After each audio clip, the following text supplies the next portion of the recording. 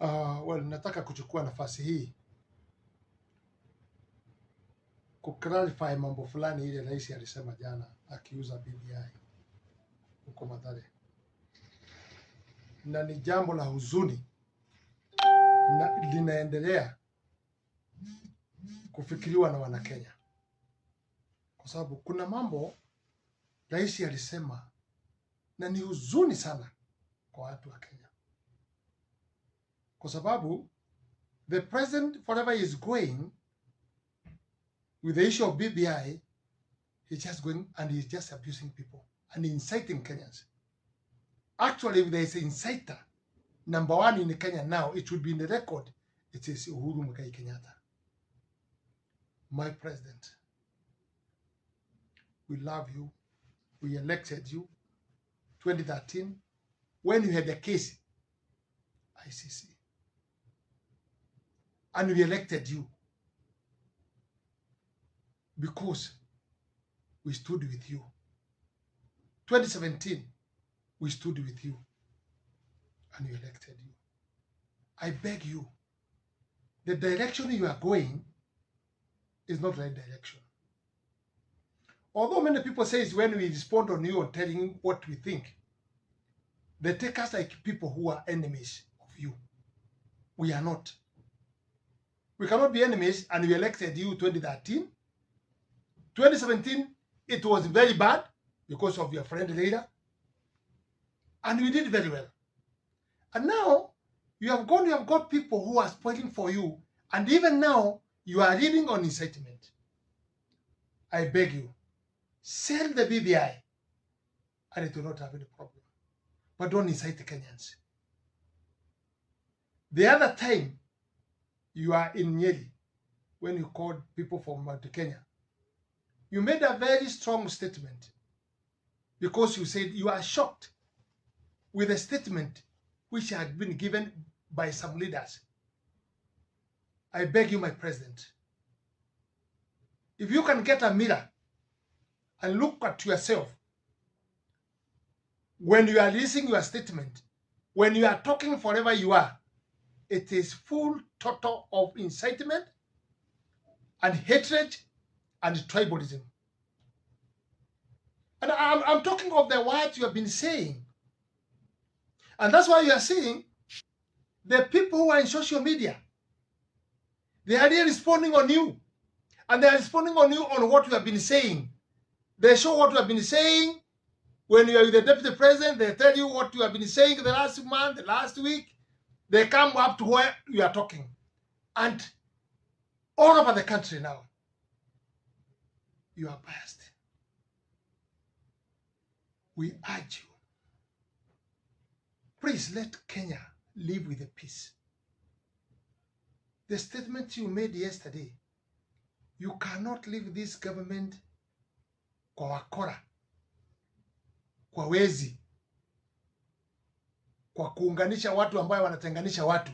It is total opposite. We know you are directing this one to the deputy president. And you know the deputy president, he is now leading in Kenya or putting Kenyans together. He has refused to be a chief leader, paramount chief. The way you have created others whom we are working with, you have made them to be paramount chiefs on their areas. The issue of uniting Kenyans, you are not uniting.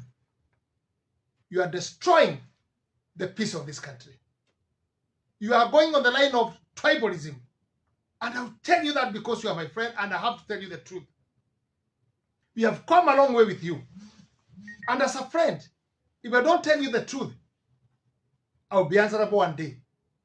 And these are the truth I'm telling you.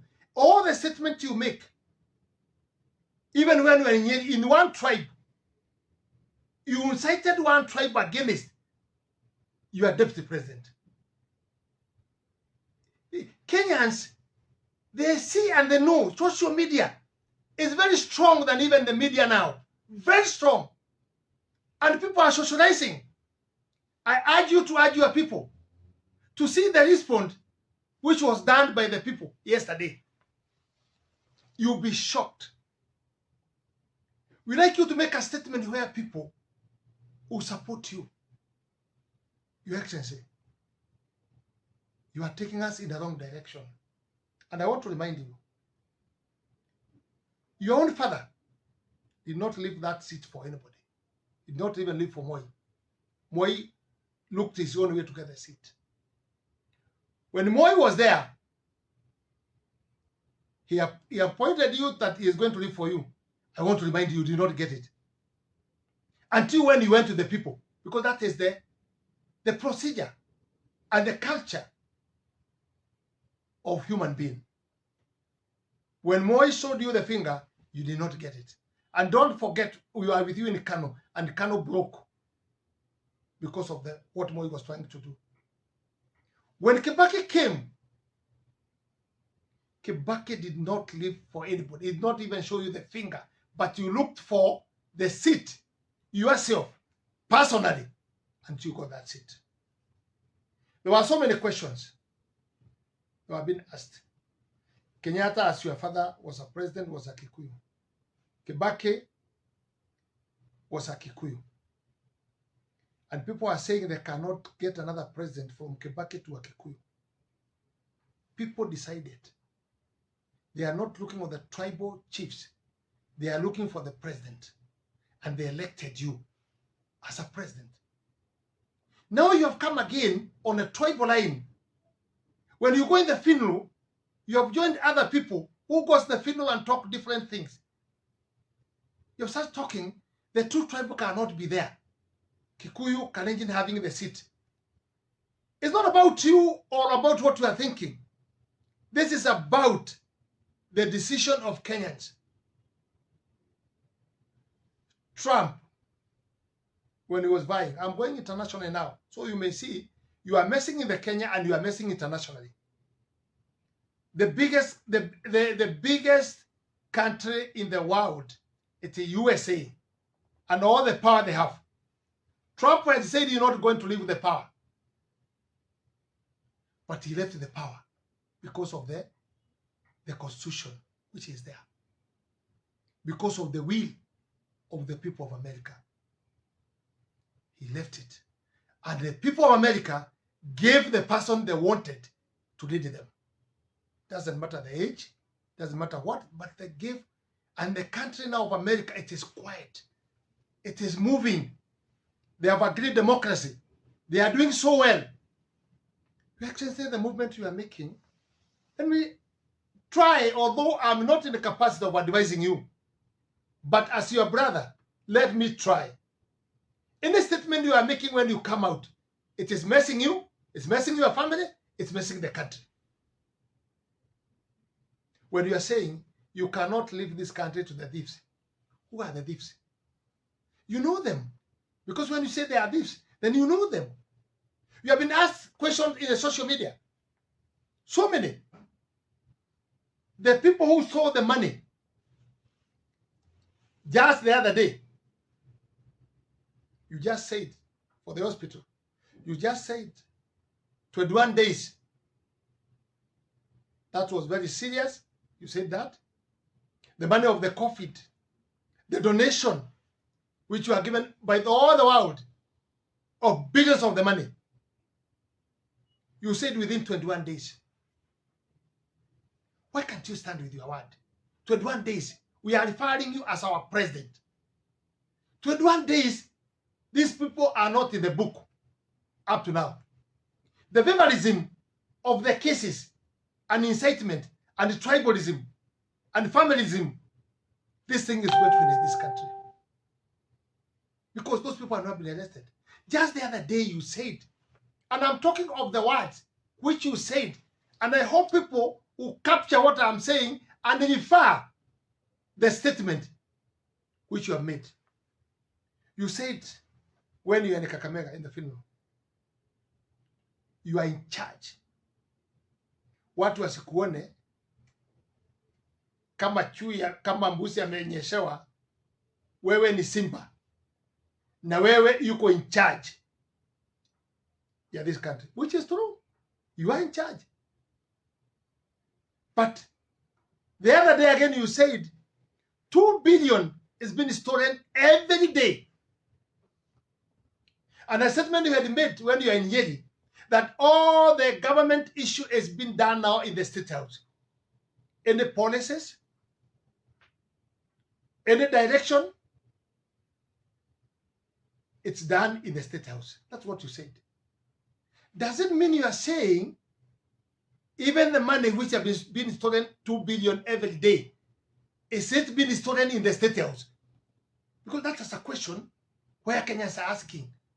Because it's not been operated from any other institutions. It's just been used. The laws and what is being made in the State House.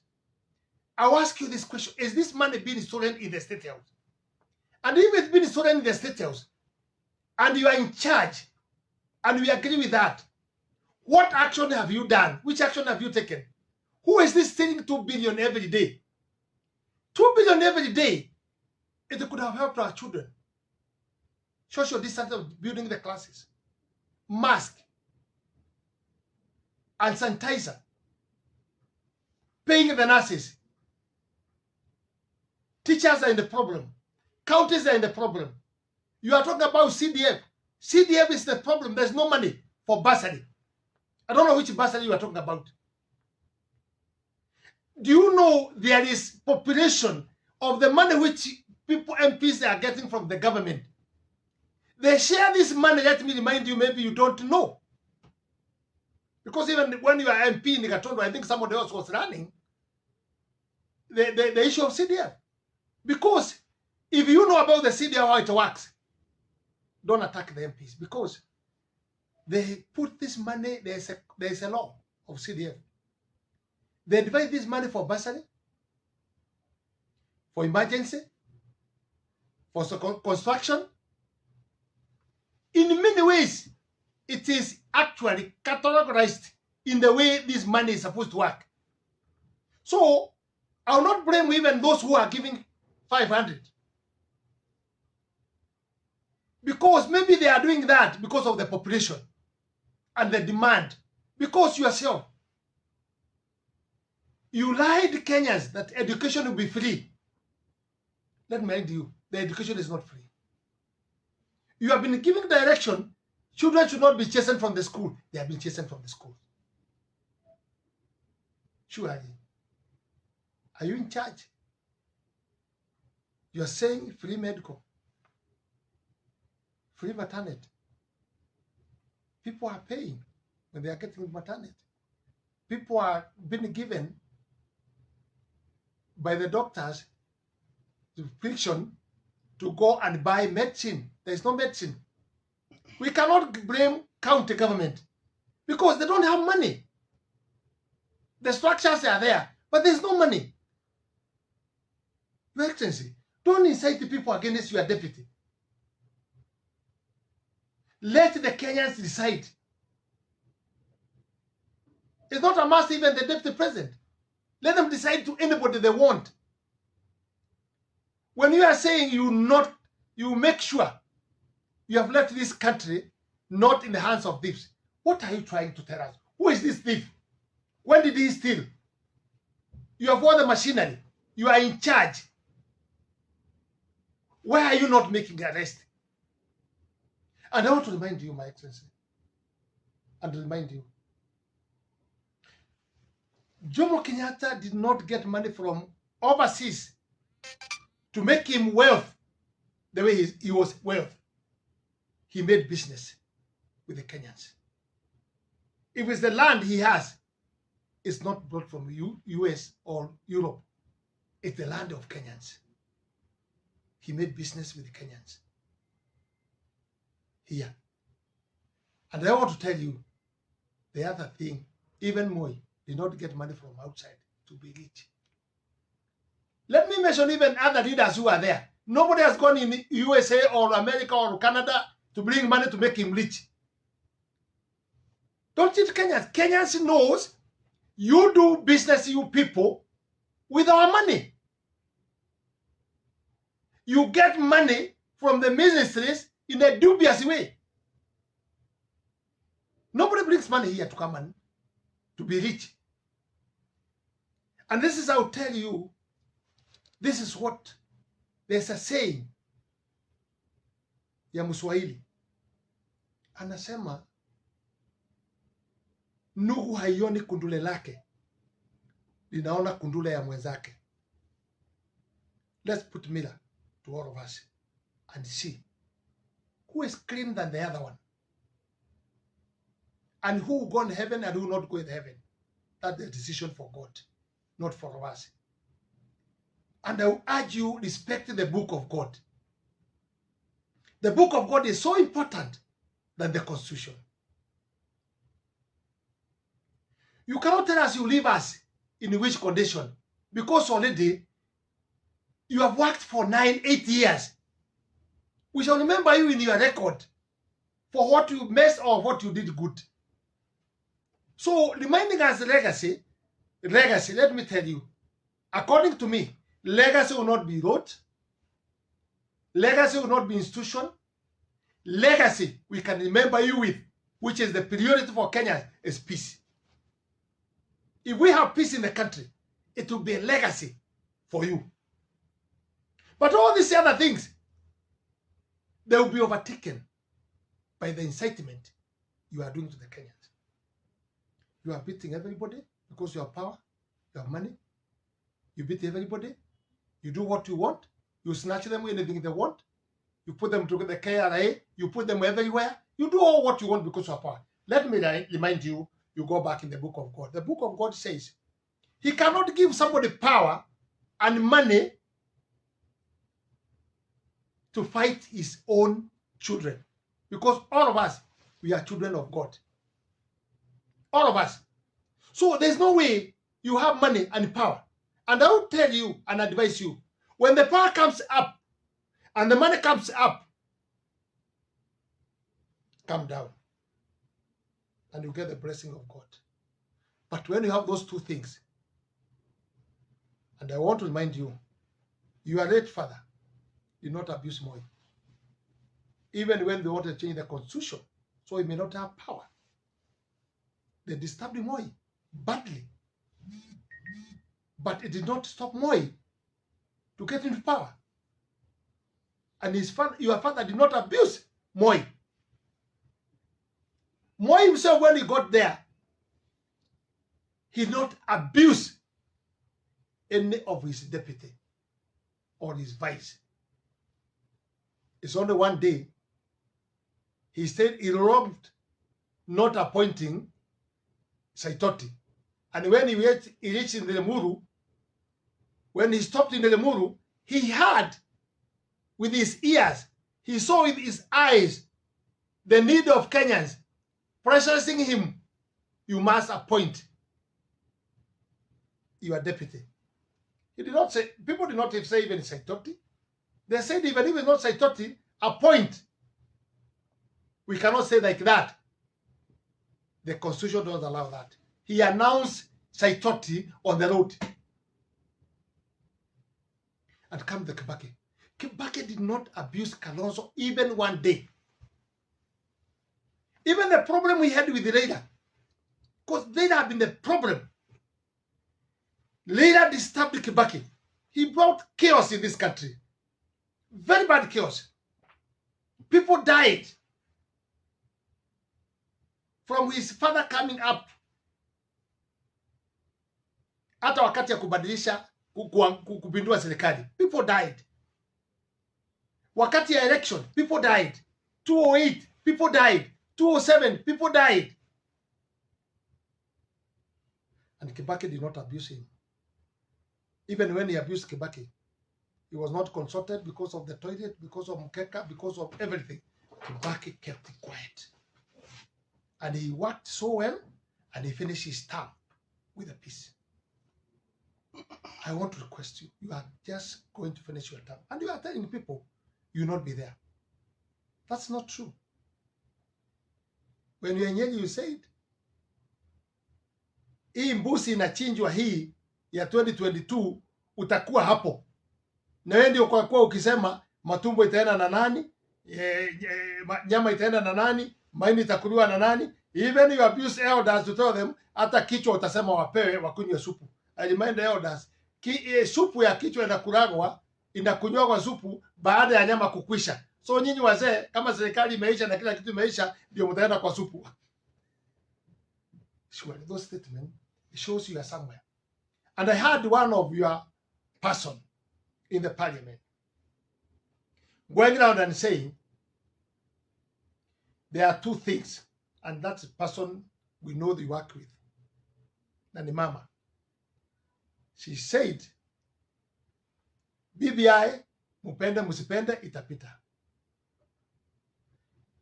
Ya pili, she said, then we are going to extend the government or the parliament for 2 years. Mupende musipende. That's what that lady was telling everybody, members of parliament, when we are taking tea. And because we know she is very close to you, maybe if that is the stand, that will be okay. But why don't we go slowly? Because the way we are going, you are going to create problem in this country. And I want to tell you, the statement you are releasing, utafanya watu wapigane. And I'm sure you, utafanya watu wapigane.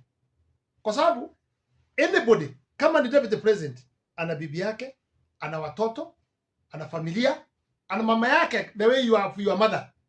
Baba yake ameenda kama vile Kenyatta alienda. Baba ya Ruto ameenda, lakini yako na mama yake. And the children and the wife, they are listening. In top of that, kuna pahali ametoka. Yeye mwenyewe, kama yeye hata wewe, kuna pahali umetoka. We have supporters. Mambo ya deputy, mambo yako, mambo ya leader, mambo ya yule wengine, they are deputies. Hakuna pahali hakuna deputy. Hakuna pahali hakuna support. Mtu na watu yake. So when you do that, know you are messing na unapiganisha. Watu wanazukunga wewe. Kama Mudavadi. Nasikia hata mkiana huko kwa makumbusho ya late ya Moi. The statement he was making and he's saying he can be the president of this country. Hii watu wakusiki piga, piga, piga. No in other language. Hawa ni watu wale wanangoja kupewa. You are better. Ulipoanguka ulijitafutia. Mudavadi anangoja kuachiwa. Kalonzo anangoja kuachiwa. Leila wamesema wanangoja kuachiwa. Sasa naona kuona wanaanza kukumbuka hakuna kitu ya kuachiwa. I'm seeing them leaving you now, going to look for how they can be able to survive. The problem with the constitution, many things are good. We have no problem. But the problem, it has been hidden. Nobody knows what is inside. Kama hiyo mnasema extension 2 years na nini, maybe it's in the constitution. Nobody knows. Ile wakati mlikuwa State House, ndio mwene mkarochi bombers. Ile ilikuwa State House. The same day kwenda bombers, it was different constitution. And nobody, even Leila, even DP, nobody had a copy. Then after that, how do you know what is inside?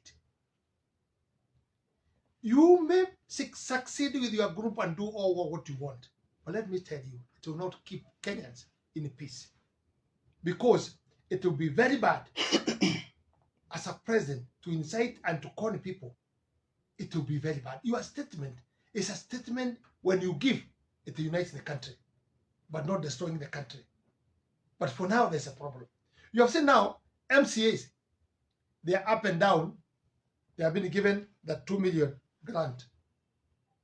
Why were they not been given before? They have been asking for all these things. And the law says very clearly, we cannot cheat them. Or I can say, maybe you are not cheating them or you are cheating them. Because if they read their standing orders, if they read their laws, even internationally, when you pass any grant, it cannot be for them. It's for the next election. The people who benefit. Not for now. But now, I also urge the MCAs something very simple. What you could have asked the president to help you, because he is willing to give anything for now, you could ask the law which was passed 2016. There's no any MCA who will stand without having a degree. Out of 3,800, how many MCAs have degree in Kenya? There might maybe be 100 or 200.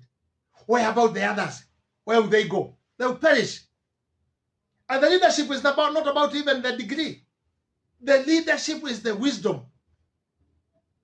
The people who are doing all the things they have done good, they have done it with wisdom and not stealing. MCA, they do a very good job on the ground. They are the people in the ground. But they don't know where they are going. Umewekea kanyama pale juu, wanatafuna ugaji wakiangaliza kanyama, lakini wajui ni mtego. They are all going home. Mheshimiwa, we heard about Mheshimiwa Raila Odinga kula kwake Bondo akisema you guys they've talked with the Uhuru and then they have had 5 more constituencies in Nyanza. Could there be possibility that this BBI is something else, something which is cooked, something which is not understood? That's what I have just told you. You see the problem which is there. It is something hidden. And there are some things been done inside, between Uhuru and Raila Odinga, inside. And Raila have seen the opportunity of doing what he wants to benefit himself with some of the people. And that's why they are cheating Kalonzo, you see Kalonzo, you see Kudabadi, all of them, they have been cheated, and even they don't know what is the constitution. But because they have been told you have given possession, Kalonzo is given some possession, now he have a car, his car can be fueled, he can have some allowance, the city was given, I don't know for peace, I don't know for what. I'm asking, Kalonzo, don't go very far to make peace. Make peace in Kenya. I saw yesterday in the funeral there, you attacked Mudama, it was almost a fight. I saw in the funeral Munya, in Thika. Why are you not seeing you people and your eyes, your excellency? People living in the funeral. Because they are annoyed. Because they know the system, which is supposed to be there. But you want to intimidate your deputy president. Who is Munya? Somebody who failed to be a governor. That is the one going to read your speech when your deputy is there. It is really annoying.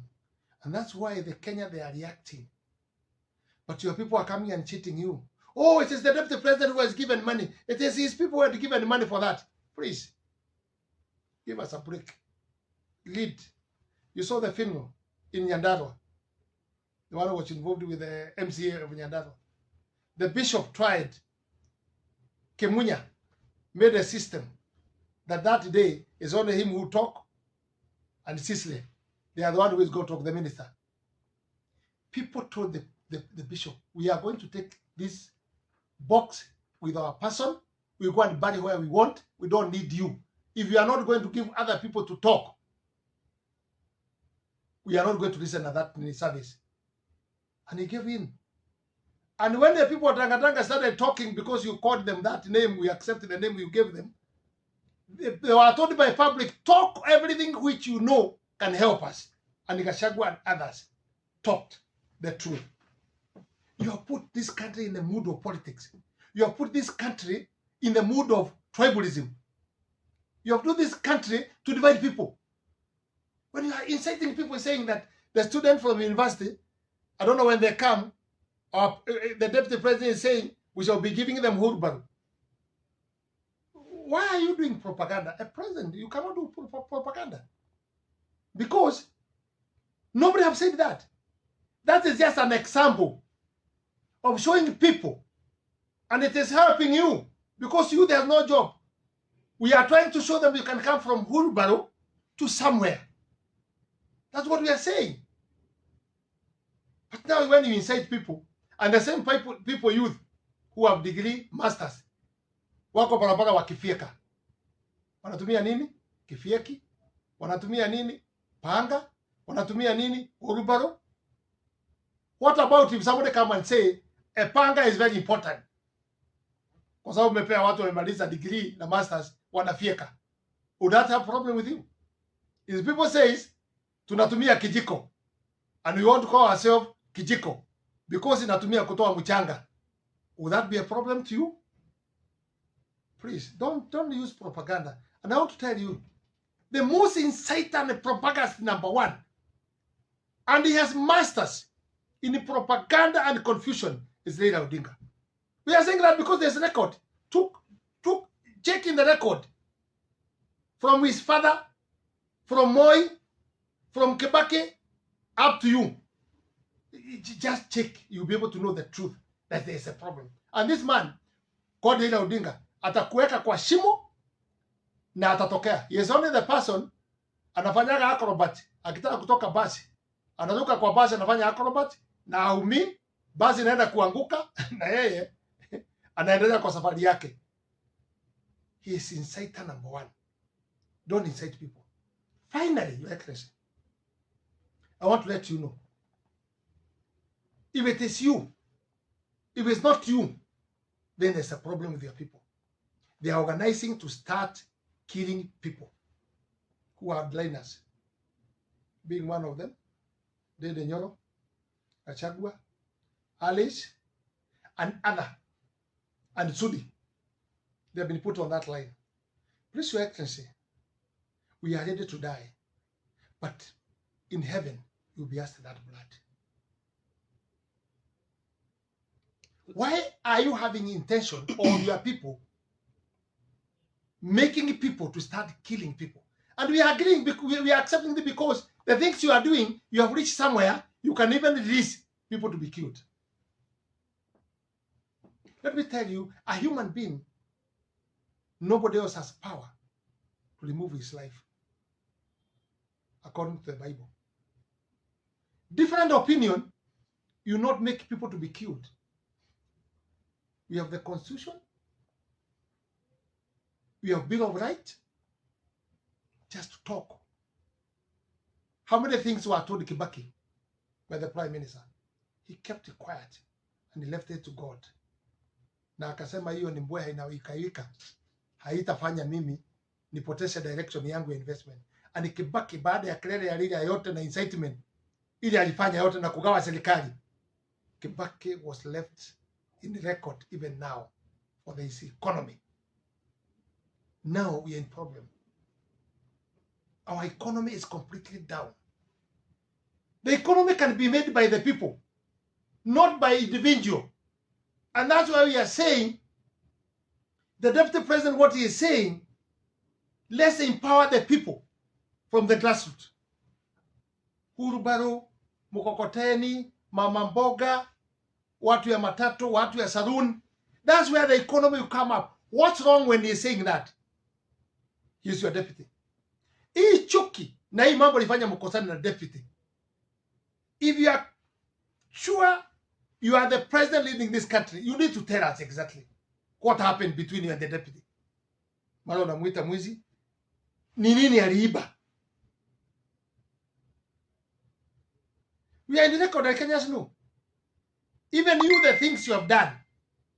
Na leo you get it right. Na mambo mengine mengi. All these things. We know what happened. And we know who is a thief or who is not a thief. And the Kenyans don't need to be told who is a thief and who is not a thief. They are there to know. They know themselves up to now. Who stole what? Who did what? Who did not do what? Kenyans know. And I want to appreciate the MCA for Baringo. That is the right stand. Have democracy. Don't be intimidated by anybody. Stand with the truth. You are elected. Say what you think. Who has told you? He failed in this party. He failed what? Bibi yake akanyaganywa na security yake. Security akarudi akakufa, hatujui alikufa na njia gani. Those are the people brought now to tell us what to do. He had his party, he had what? When Tuju said with a statement that DP should not go in that office and even member of the parliament, what is the problem if we are looking somewhere else to go? What is the problem? Where do you want us to stay? We are not ready to go in the heaven. Where do you want us to stay? We are in this earth. We have been told not to go in that office. We are using our money funding that office. Tuju, deputy president, deputy party leader, anamwambia don't attempt to come in this office. Even a member of parliament, don't attempt. And I want to ask you, if in Karen, when we went for our PG, because we have been denied PG, when we went for our PG there, the members who attended by that time, there were 139. And while we were an apology, we were all 162. And it's not only one party, different parties. Why are you fighting with these people? Wakufungua mdomo, vita yako ni MPs. Baka kwangu nakuja kwa mlango. Mtu kidogo kanaitwa Ngunjiri, kadogo kanaitwa Ngunjiri, unaenda kukatukana baka kwa mlango kwake. Deal with the big issues. Don't deal with the small issues kama mtu kama Ngunjiri. I beg you, my president, come back to yourself. But I will leave this statement of saying, I'm urging Kenyans, muombe rais, pray for our president. There must be something somewhere wrong. Na mimi nawaomba, kwa sababu ya statement ile anatoa na ile mambo anazungumza, please, let's pray for our president, ili awache kama ameweka nchi hii pamoja, lakini si kugawanya. And I want to urge, because I come from Rift Valley people, don't accept any incitement. We know there are people who have those arrangements of doing bad things. And we know them, who are organizing those bad things. And you know them from Elbagon. We know who is inciting of Elbagon. We know who is inciting people even in Moro, as now we know. We know even the plan they are having, even to make sure that they can kill from one side to the other side, so that Kalenjin and Kikuyu can fight in the Rift Valley. We are not going to fight. Hata mkituua, we shall still stay united. And that plan you have for Rift Valley, with your group, we know what you are doing. We are not going to accept. We know some people in Moro, we know some people in Elbagon, we know some people in Njoro, who have been funded, and whom will give the platform to abuse the deputy president. And I want to say, when I'm finishing, you know, we could not know before ni nani huyu, ni nani hawa wanatukana DP kwa njia hiyo mbaya.